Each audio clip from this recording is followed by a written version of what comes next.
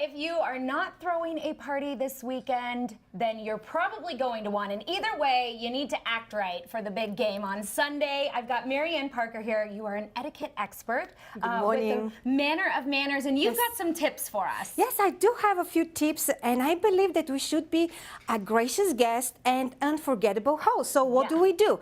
When you attend a party, you always have to remember to bring a dish. Okay. Every time you go somewhere, you need to bring something, but especially for a potluck party, you need to bring the dish. Okay, I'm guilty of not bringing a dish. Yes, sometimes. you know, sometimes people assume that because everyone is bringing something, they won't notice, but believe me, some people do watch. So you need to bring a dish. The second one is that you need to bring the dish that you signed for. Because, for example, if I signed for the chicken and I bring, for example, the salad, I don't think that the hostess will be very impressed with me. Yeah, so right? you actually, as a guest, you have a lot of pressure. I love that. So you have to bring the dish that you signed for. Yes, definitely. You have to bring the dish you signed for. Good the point. third one is, for example, if I have some restrictions or this particular day, I don't want to eat any carbs, which, believe me, is not going to happen for me. So if I'm vegan or if I'm on a very strict diet. You can bring for yourself, for example, the salad and the dish that you signed for the rest of the guests. Okay, so you have to double down. Yes. You got to bring something for yourself. Yes, and definitely. then,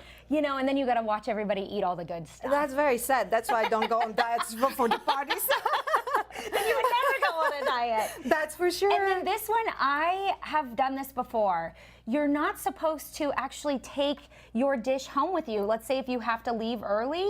Well, we're talking about the food. For example, if you bring a cake, but you need to leave a little earlier, you don't take the cake with you. You can take the dish as the plate, but not the cake, because everybody is expecting to have some. Yeah. This is actually a very poor form of etiquette, but we learn. We live and we learn. So those are the 4 etiquette tips that I can give you for the guests. Perfect. Now let's flip sides here and to be a gracious host. So for you to be a gracious host, some people are just domestically wonderful. Okay. And they create beautiful displays. They cook everything from scratch. But I have to tell you one very important tip.